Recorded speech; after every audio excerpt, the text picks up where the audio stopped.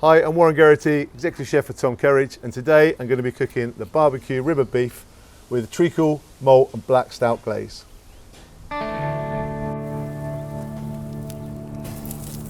Okay, our first dish today, we've got a beautiful Côte de Boeuf. This is a 1.1 to 1.2 kilo Côte de Boeuf, cut from the rib, beautiful marbling, heavy fat content on the bone. This is going to cook beautifully on the barbecue. The bone's going to keep the moisture in there. So first of all, we're going to marinate this. We're going to put a nice little dry rub on it. So we've got garlic salt and garlic powder, cracked black pepper, thyme, parsley and smoked paprika. All of those flavours are going to work really well with that nice burnt crispiness that we get from the coals on the barbecue. I'm going to be quite generous with this as well. We want to really get that flavour permeating into the meat. And then we're going to wrap it up. We're going to put it in the fridge. And we're going to give it at least 12 hours, but 24 hours would be the best, to get all of those flavours into that meat so that when we cook it on this barbecue, we get that lovely rich crust, lots and lots of smokiness, and that nice deep seasoning from the garlic salt and the black pepper. Pop that in the fridge, bring it back out in 24 hours. Okay, so once we've got our beautifully marinated piece of beef, we're going to cook it on this barbecue. But before we do that, we're going to use the barbecue as a bit of a stove, and we're going to make a glaze. We're going to brush that all over the beef as it's cooking, making it sticky and giving it that lovely sweet exterior. So in my pan, I've got stout, good old-fashioned black stout, black treacle, malt extract, bite in a little jar, and then here I've got some malt powder. I'm just going to whisk this in, and I'm just going to let all of those flavours come together.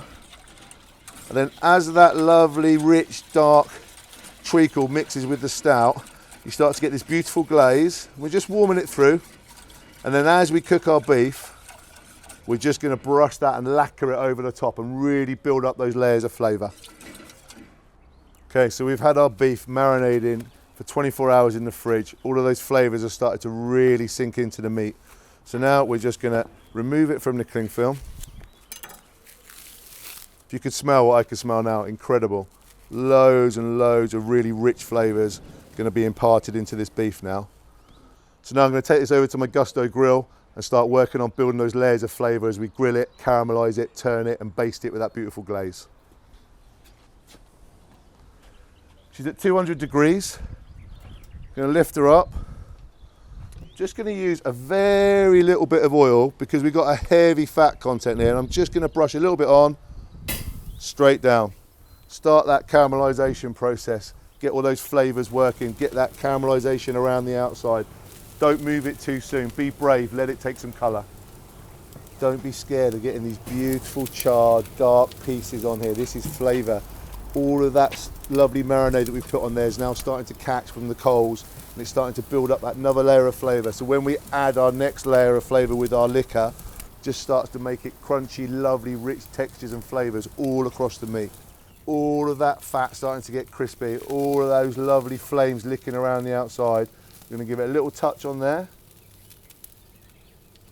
And then we're going to pull it off, close the lid down, let it sit there for a minute. I'm going to adjust the top and bring that temperature down to about 150. Then we're going to start adding our layers of flavour from our lacquer on there. There's our piece of beef that we caramelised. Got all those lovely crispy bits on there like that. Slowly lift the lid, add our beef back on, and then this is our glaze that we made earlier.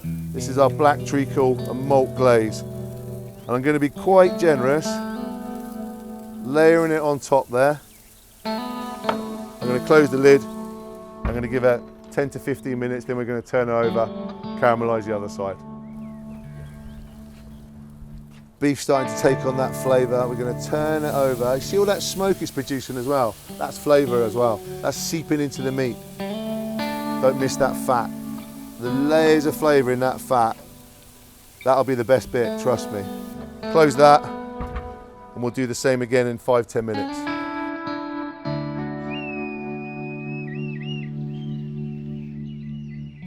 And so now, after all of that, brushing with the glaze and lacquering, you can see she comes out looking absolutely beautiful.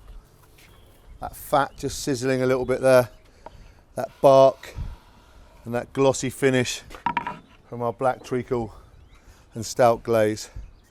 And we've got a bone just running down here, so we're just going to come inside and down that bone, and we're going to pop that on the plate, because for me that's the best bit. And then going to start slicing into it. You can see the beautiful even pinkness of it and that incredible bark around the outside. And then as we cut through, get into the eye of the meat now, you can just see that every single bit of it is beautiful and even, and the smell is absolutely incredible. And I've just taken literally one step from my barbecue over onto my work surface. Everything really easy and convenient. And then we just layer it up on our plate here. And then those lovely little tail bits there with our bone. So there we have our barbecued rib of beef. This is 28-day dry aged Hereford beef. We use a Côte de Boeuf for the reason of being that the layers of fat, as you cook it on that barbecue, melt into the meat and make it beautiful and tender and really, really moist. And what would go really well with this?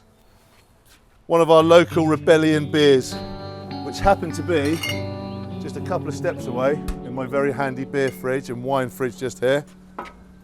And then